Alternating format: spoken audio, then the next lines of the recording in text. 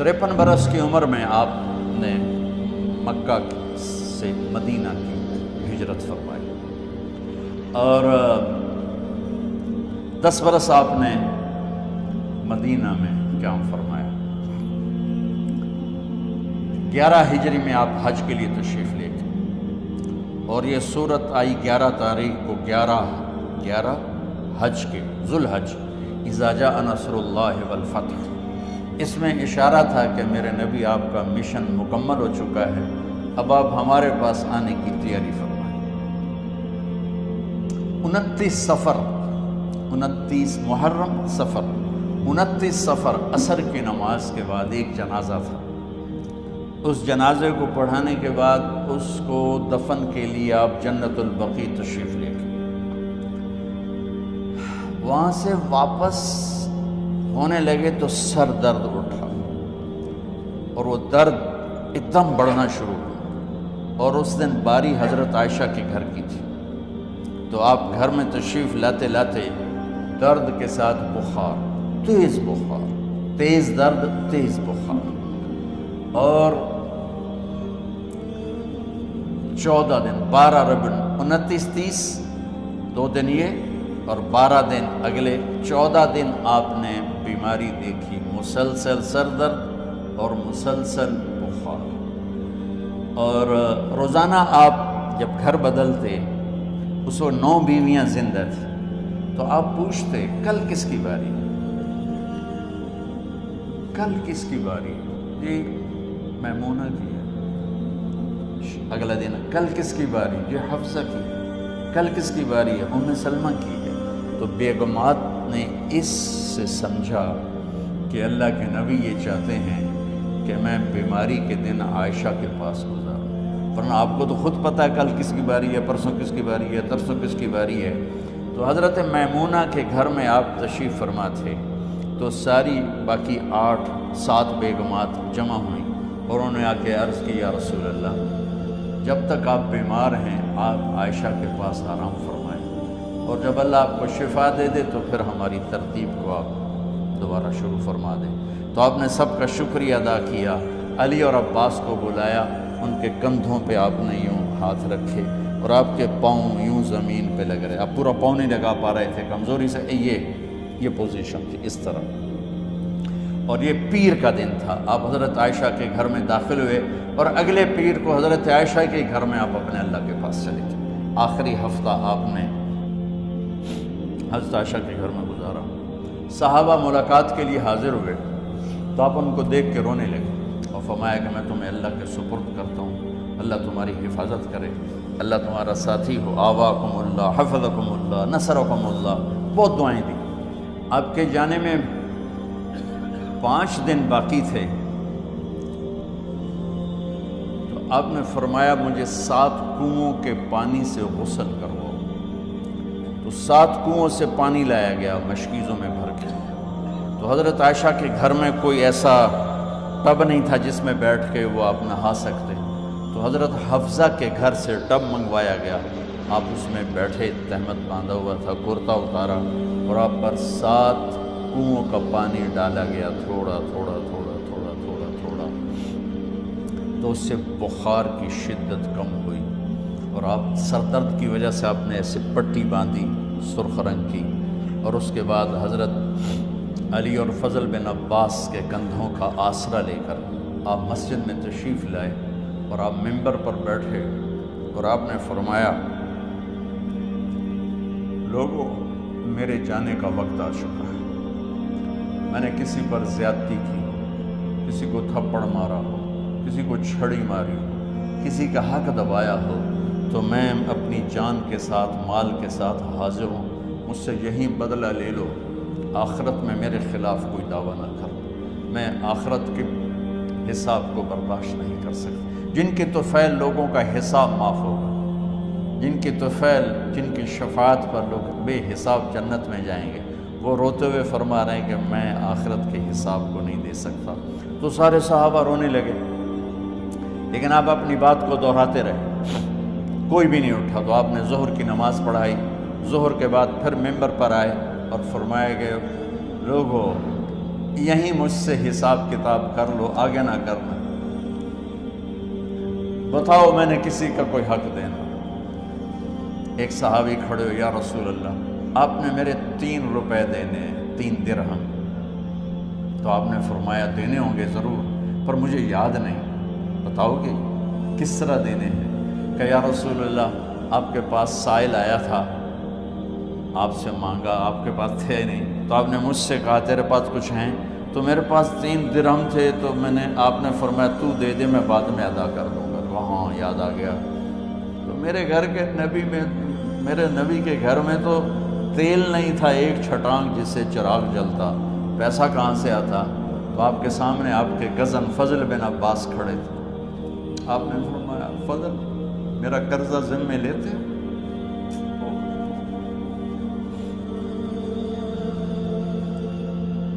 جن کے لیے کائنات سجائی گئی، جنت کی چابیاں جن کو پکڑائی گئی، جاتے ہوئے 3 روپے دینے کی ہمت نہیں تھی، کہ فضل میرا قرضہ ذمے لیتے؟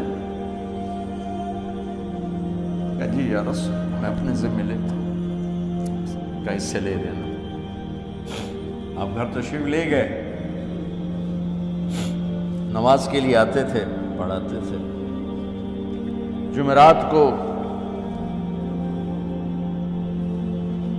عشاء کی نماز پڑھانے کے لیے اٹھ نہیں سکے، گر گئے، پھر اٹھنے لگے، اٹھ نہیں سکے، گر گئے، پھر اٹھنے لگے، اٹھ نہیں سکے، تو آپ نے فرمایا ابو بکر سے کہو نماز پڑھائے، عشاء کی نماز۔ ابو بکر ذرا پیچھے کھڑے تھے، عمر آگے کھڑے تھے، تو لوگوں نے کہا نماز ہی پڑھانی، کوئی پڑھا دے، تو انہوں نے حضرت عمر کو آگے کیا، انہوں نے کہا اللہ اکبر۔ جب حضرت عمر کی تکبیر سنی تو آپ نے اندر سے زور سے فرمایا عمر کو پیچھے کرو، ابو بکر کو آگے کرو، میرے رب کا فرمان ہے میرے مصلی پر ابو بکر کے سوا اور کوئی کھڑا نہیں ہو سکتا۔ جمعرات کی عشاء، جمعہ ہفتہ اتوار کی 15 نمازیں، اور پیر کی فجر کی 16 اور جمعرات والی 17 نمازیں ابو بکر نے پڑھائیں میرے نبی کی موجودگی میں۔ ہفتے کے دن ظہر یا عصر میں آپ علی و فضل بن عباس کے کندھوں پر ہاتھ رکھ کے مسجد میں داخل ہوئے اور ابو بکر نماز پڑھا رہے تھے۔ ادھر محسوس ہوا کہ اللہ کے نبی آ رہے ہیں، تو ابو بکر نے یوں پیچھے ہٹنا شروع کیا ایسے تاکہ مصلی سے ہٹ جائیں، تو آپ نے ایسے ہاتھ کا اشارہ فرمایا کہ کھڑے رہو، ہٹو نہیں، کھڑے رہو، تو وہ پھر آگے مصلی پر آ گئے۔ تو آپ تشریف لائے اور الٹے ہاتھ ابو بکر کے ساتھ بیٹھ کر آپ نے ظہر یا عصر کی 4 رکعت نماز ابو بکر کی امامت میں ادا فرمائی۔ یہ آپ کی آخری نماز تھی مسجد کے اندر امت کے ساتھ، اور تشریف لے گئے۔ جمعہ کا دن تھا، جبریل آئے، یا رسول اللہ مجھے اللہ نے بھیجا ہے کہ جاؤ میرے محبوب کا حال پوچھ کے آؤ۔ تو اب درد اور بخار دونوں چیزیں تھیں، سر کا درد بھی ہیوی ویٹ تھا اور بخار بھی، تپش۔ تو آپ نے کہا جبریل تکلیف ہے، تکلیف میں۔ ہفتے کا دن پھر جبریل آئے، یا رسول اللہ مجھے اللہ نے بھیجا ہے کہ جاؤ میرے محبوب کا حال پوچھ کے آؤ۔ پھر آپ نے فرمایا تکلیف میں۔ اتوار کو پھر جبریل آئے، یا رسول اللہ اللہ نے بھیجا ہے کہ جاؤ میرے محبوب کا حال پوچھ کے آؤ۔ 12 ربیع الاول آ گئی، 632 عیسوی اور 11 ہجری۔ آپ کی طبیعت میں بشاشت آئی، تو صحابہ نماز پڑھ رہے تھے، آپ نے دروازہ کھول کے سب کو یوں دیکھا، تو حضرت انس فرماتے ہیں ہم سب نماز میں تھے، لیکن جب دروازہ کھلنے کی آواز آئی اور اللہ کے نبی کا چہرہ، تو ہم سب نماز میں یوں ہو گئے، نماز کے اندر ہی سارے اللہ کے نبی کو دیکھنا شروع کر دیا، بھول ہی گئے کہ نماز پڑھ رہے ہیں، ایسے گم ہو گیا آپ نے۔ تو آپ نے جلدی سے دروازہ بند فرما دیا۔ یہ آپ کی آخری زیارت تھی اپنی امت کے لیے۔ اس کے بعد آپ اپنے اللہ کی طرف کا سفر شروع کیا۔ تو اشراق کے بعد آپ نے اپنی بیگمات کو بلایا، ان کو بتایا نہیں کہ میں آج جا رہا ہوں، سب سے ملے، سب کو الوداع کیا اور انہیں بھیجا۔ اس کے بعد آپ نے حضرت فاطمہ کو بلایا، جنت کی عورتوں کی سردار، سب سے زیادہ محبوب بیٹی، سب سے زیادہ جگر کا ٹکڑا، دل کا ٹکڑا کا، جس نے فاطمہ کو دکھ دیا مجھے دکھ دیا، جس نے اسے سکھ دیا مجھے سکھ دیا۔ ہاں، ان کو قریب کا، بیٹی قریب ہو، تو ان کے کان میں کہا میں جا رہا۔ وہ رونے لگی، تو ہم نے کہا رو نہیں، چند دنوں کے بعد تیری میری ملاقات ہو جائے گی سب سے پہلے۔ تو 6 ماہ بعد حضرت فاطمہ کا بھی 24 سال کی عمر میں یا 25 سال کی عمر میں انتقال ہو گیا۔ ان کو رخصت فرمایا، پھر آپ نے داماد مولا علی کو بلایا، ان کا سر اپنی گود میں رکھا اور ان کے سر پہ اور کمر پہ ہاتھ پھیرتے رہے اور ان کو دعائیں دیتے رہے۔ آہستہ آہستہ تھی، آواز اونچی نہیں تھی، پست آواز تھی، اور یوں سر پہ کمر پہ، سر پہ کمر پہ، اور دعائیں دے رہے۔ ان کو رخصت فرمایا، آخر میں اپنے جگر کے ٹکڑے حسن اور حسین کو بلایا، جو ہی سینے سے لگایا آنسو شروع ہو گئے۔ بیویوں کو رخصت کیا، خاموش، بیٹی کو رخصت کیا، خاموش، داماد کو رخصت کیا، خاموش، جو ہی بچوں کو سینے سے لگایا تو آپ کے آنسو نکلنا شروع ہو۔ ایک زہر میں تڑپ تڑپ کے مرے، ایک کا سر کٹ کے نیزے پہ چڑھا۔ میرے نبی آگے آنے والے زمانے میں دیکھ رہے تھے کہ میرے بچوں کے ساتھ کیا ہونے والا ہے، اس پر آپ بے قرار ہو کر روئے، بولے کچھ نہیں، ان کو بھی رخصت فرما دی۔ جب وہ چلے گئے تو جبریل آ گئے، یا رسول اللہ، باہر ملک الموت دروازے پر کھڑا ہے، اندر آنے کی اجازت چاہتا۔ تو آپ نے فرمایا آ جائے، میں نے کب روکا؟ تو ملک الموت اندر آیا، ایک فرشتہ اور بھی تھا، کہا السلام علیکہ یا رسول اللہ، یا رسول اللہ میں آپ کو سلام پیش کرتا ہوں، میں نے کبھی کسی کو سلام نہیں کیا۔ آپ کے رب نے فرمایا جب جاؤ تو اجازت لے کے جانا، بن اجازت اندر نہ جانا، میں کبھی کسی سے اجازت نہیں لیتا۔ اللہ تعالیٰ نے فرمایا آنا چاہیں تو لے آنا، رہنا چاہیں تو چھوڑ کے آ جانا، یہ اختیار اللہ نے کبھی کسی کو نہیں دیا، آپ پہلی اور آخری ہستی۔ تو آپ نے فرمایا اگر میں اجازت دے دوں تو میری جان نکالو گے؟ تو اللہ کے امر کا تو آپ نے جبریل سے پوچھا کیا کہتے ہو، تم کیا کہتے ہو؟ جبریل نے کہا یا رسول اللہ، اللہ آپ کی ملاقات کے شوق۔ میرے بھائی بہنوں، اللہ سے یہ دعا کیا کرو، یا اللہ ایسی موت دے جب جانے کا وقت ہے تو ہماری ملاقات کے شوق۔ ایک صحابی کا انتقال ہوا، آپ نے ان کی قبر پہ جا کے یہ دعا کی، یا اللہ طلحہ جب تیری بارگاہ میں پیش ہو تو اسے دیکھ کے مسکرائے، یہ تجھے دیکھ کے مسکرائے، سارے دکھ درد دور ہو جائیں۔ تو جبریل بولے یا رسول اللہ، اللہ آپ کی ملاقات کے شوق۔ آپ نے فرمایا جاؤ اللہ سے پوچھ کے آؤ میرے بعد میری امت کے ساتھ کیا کرے گا، جاؤ پوچھ کے آؤ حسن حسین کے ساتھ کیا کرے گا، یہ پوچھنا۔ ہر کوئی اپنے بچوں کو یاد کرتا، مرنے والے بچوں کو یاد کر، بچے میلاد۔ میرے والد اچانک ہارٹ اٹیک میں فوت ہو گئے تو ہماری بہنیں موجود نہیں تھیں، میری 2 بہنیں، تو میرے والد بار بار کہتے میری دھیاں میں نو ملا دے، میری دھیاں میں نو ملا دے، اور میرے نبی نے کہا میری امت کا مجھے بتاؤ پہلے کیا کرو گے؟ حسن حسین کا نہیں کہا، جن کو ذبح ہوتے بھی دیکھا، زہر میں تڑپتے بھی دیکھا۔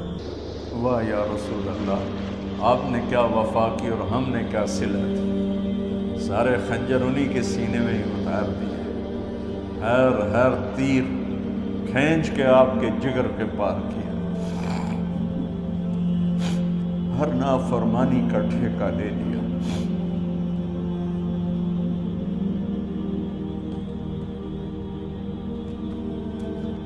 آؤ پوچھ کے آؤ میرے بعد میری امت کا کیا کرے گا۔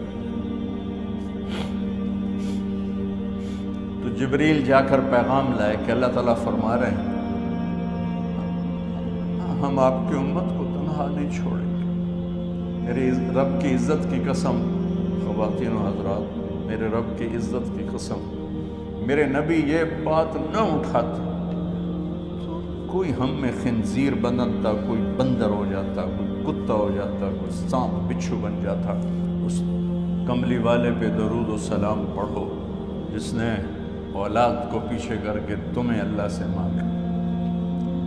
جب تک اللہ نے یہ نہیں کہا کہ آپ کی امت کے بارے میں راضی کر دوں گا، آپ نے فیصلہ نہیں کیا کہ چلو ملک الموت اللہ کی تقدیر کو پورا کر، اور جاتے ہوئے 2 نصیحتیں فرمائیں، وہ بھی بچوں کے لیے نہیں، بیویوں کے لیے نہیں، امت کے لیے۔ الصلاۃ وما ملکت ایمانکم، اے میری امت نماز نہ چھوڑنا، نوکروں سے اچھا سلوک کر، حقوق اللہ نماز، حقوق العباد غریب لوگ کا فرمایا غریبوں پہ ترس کھانا، اپنے نوکر ملازم غلاموں پہ ترس کھانا، اور نماز نہ چھوڑنا، نماز نہ چھوڑنا، نماز نہ چھوڑنا، نماز آخر الفاظ سے نماز نہ چھوڑنا، نماز نہ چھوڑنا، نماز نہ چھوڑنا۔ اور اب حضرت عائشہ کے سینے پر اس طرح نیم دراز تھے، حضرت عائشہ یوں سیدھا بیٹھی ہوئی تھی۔ اب فرمایا کل مجھے فخر حاصل ہے، مات فی سحری و نحری، میرے نبی نے میری گردن اور سینے کے درمیان اللہ کو جان پیش کی۔ آپ اس طرح نیم دراز تھے تو تھوڑی دیر پہلے عبد الرحمن بن عوف آئے، عبد الرحمن بن ابو بکر آئے، آپ کے ہاتھ میں تازہ مسواک تھا، آپ مسواک بہت فرماتے تھے، تو آپ اتنے کمزور ہو چکے تھے کہ بولا نہیں جا رہا تھا، تو آپ کی نظریں مسواک پہ ٹک گئیں، دیکھے جا رہے ہیں، مسواک کو دیکھے جا رہے ہیں۔ حضرت عائشہ نے محسوس کیا کہ نظریں مسواک پر ہیں، تو کہا یا رسول اللہ اب مسواک کرنا چاہتے ہیں؟ تو آپ نے تو حضرت عائشہ نے اب بھائی سے لے کر وہ لکڑی اور اپنے منہ میں چبائی اور آپ کے منہ میں اس طرح کر کے خود چلائی، کہا میں وہ خوش قسمت ہوں جس کا لعاب آخری غذا تھی جو میرے نبی کے منہ میں گیا، وہ حضرت ام عائشہ کا لعاب مبارک تھا۔ اور پھر اس کے بعد اگلا یہ سارا واقعہ ہوا تو آپ نے کہا الصلاۃ وما ملکت ایمانکم، ایک نماز نہ چھوڑنا، ایک اپنے نوکر نوکرانی غلاموں سے اچھا سلوک کرنا، اور پھر اللہم الرفیق الاعلی، یا اللہ بلا لے۔ جب آپ نے اعلان کیا کہ چلو تقدیر کو پورا کرو تو جبریل بھی غمگین ہو کر کہنے لگے یا رسول اللہ پھر میرا بھی آج دنیا میں آخری دن ہے، آج کے بعد میں بھی کبھی اس دنیا میں لوٹ کے نہیں آؤں، یعنی وحی کے ساتھ۔ آپ کی آنکھیں بند ہوئیں، حضرت عائشہ رضی اللہ تعالیٰ عنہ کی چیخ نکلی تو ساری بیگمات دوڑی آئیں، تو آپ کی منزل پوری ہو چکی تھی، تو آپ کو لٹایا گیا اور چادر ڈال دی گئی۔ تو ابو بکر رضی اللہ تعالیٰ عنہ اپنی دوسری بیگم کے پاس گئے تھے، عوالی، 3-4 میل، پتہ چلا تو وہاں سے گھوڑے پر وہ دوڑتے ہوئے آئے اور آ کر آپ کے ماتھے سے چہرے سے کپڑا ہٹایا اور آپ کے ماتھے پر بوسہ لیا تو آپ کے آنسو ماتھے پر گرے، کہا و نبیّا و خلیلا و صفیہ، ہائے میرا نبی، ہائے میرا دوست، ہائے میرا خلیل، ہائے میرا جگر، کہ یا رسول اللہ آج کے بعد آپ کوئی دکھ نہیں دیکھی۔ جب آپ درد سے بے قرار تھے اور بی بی فاطمہ رضی اللہ تعالیٰ عنہ ساتھ بیٹھی تھی تو آپ کی بے قراری کو دیکھ کر وہ رونے لگی کہ ہائے میرے ابا کا درد، ہائے میرے ابا کا درد۔ تو میرے نبی نے کہا ما علی ابیک کرب بعد اليوم، بیٹی آج تیرے باپ کے دکھ کا آخری دن ہے، آج کے بعد کوئی دکھ نہیں دیکھیں گے۔ تو صدیق نے کہا آپ آج کے بعد کوئی دکھ نہیں دیکھیں گے۔ اب تشریف لے گئے مسجد میں تو کوہرام مچا ہوا تھا، کچھ گمسم تھے اور عمر رضی اللہ عنہ تلوار اٹھائے ہوئے تھے، جو کہے گا اللہ کا نبی فوت ہو گیا میں سر اڑا دوں گا، وہ فوت نہیں ہوئے، وہ اللہ کے پاس گئے۔ ایک جنونی کیفیت پیدا ہو گئی، وہ واپس آئیں گے، سارے کفار سے جہاد کریں گے۔ تو ابو بکر ممبر پر آئے، کہا عمر بیٹھ جاؤ۔ عمر کہنے لگے نہیں بیٹھتا، انکار نہیں بیٹھتا، اور تلوار ایسے، سبحان اللہ، واہ صدیق واہ۔ آپ نے ممبر پہ کھڑے ہو کر کیا سونے سے بھی لکھے جائیں تو کم ہے، قیمت اس سے زیادہ ہے، میرے صدیق نے کہا لوگو من کان یعبد محمدا فإن محمدا قد مات، جو محمد کی پوجا کرتے تھے تو آج محمد کو اللہ نے موت دی تھی۔ ومن کان یعبد اللہ فإن اللہ حی لا یموت، اور جو اللہ کی پوجا کرنے والے ہیں وہ یاد رکھو ان کا اللہ زندہ ہے، موت سے پاک۔ پھر آپ نے انک میت وانہم میتون، میرے محبوب آپ کو بھی موت آئے گی اور ان سب کو موت آئے گی۔ حضرت عمر فرماتے ہیں جب میں نے یہ آیت سنی تو میں یوں نہیں گرا، ایسے گرا سیدھا، ٹانگوں سے جان نکل گئی تو یوں گرے ایسے یوں، اور کہنے لگے مجھے یقین ہو گیا کہ موت آ گئی اور اللہ کے نبی ہمیں چھوڑ کے چلے گئے۔ غسل کون دے، کیسے دے؟ اہل بیت نے غسل دینا تھا۔ آپ کے کپڑے اتار کے غسل دیا جائے یا جو آپ نے کپڑے پہنے ہیں اسی میں غسل دیا جائے تو پریشان ہے، کیا کیا جائے؟ سب پہ اونگ طاری ہو گئی، ایک دم سب کو نیند آئی اور غیب سے آواز آئی کہ ہمارے نبی کو کپڑوں سمیت غسل دیا جائے۔ آپ کے بدن مبارک سے کپڑا نہیں اتارا ہے، کوئی اتارے نہیں، تو اس آواز پر سارے بیدار ہوئے۔ تو حضرت عباس، فضل بن عباس، شقران آپ کے غلام، اور اسامہ بن زید اور علی بن ابی طالب آپ کو غسل دینے والے تھے۔ حضرت علی آپ پر پانی ڈال رہے تھے اور فضل بن عباس جسم کو مل رہے تھے، اور حضرت علی ساتھ ساتھ روتے ہوئے یا رسول اللہ آپ نے ہمیں صبر کا حکم دیا، اگر آپ ہمیں صبر کا نہ کہتے تو آج ہم دنیا کو رو کے دکھاتے، اور آج ہم دنیا کو اپنا غم دکھاتے کہ کس طرح غم کیا جاتا ہے۔ اور یا رسول اللہ آپ کے جانے پر وہ نقصان ہے جو قیامت تک نہ پہلے ہوا نہ بعد میں ہوگا کہ آپ کے بعد نبوت کا دروازہ بند ہو گیا۔ اس طرح پانی بھی ڈال رہے تھے اور روتے بھی جا رہے تھے، اور فضل بن عباس وہ آپ کے پہلو بدل کر ہاتھ مل رہے تھے، ہاتھوں سے مل رہے تھے۔ قبر کے کھودنے کا وقت آیا تو وہ لحد ہوتی ہے، کھڈا کھود کے پھر سائیڈ میں کھڈا کھودا جاتا ہے، اور ایک ہوتا اسٹریٹ جیسے ہمارے ہاں ڈال کے اوپر وہ سلیب ڈال دیتے ہیں، تو کیسے بنائی جائے؟ تو ابو طلحہ رضی اللہ تعالیٰ عنہ قبر بناتے تھے وہ والی لحد والی، تو فرمایا جو پہلے آ جائے گا نا وہی قبر تیار کر۔ تو ابو طلحہ پہلے آ گئے تو لحد والی قبر تیار کی گئی، اور آپ کے کفن دینے کے بعد وہی وہ سب چلے گئے۔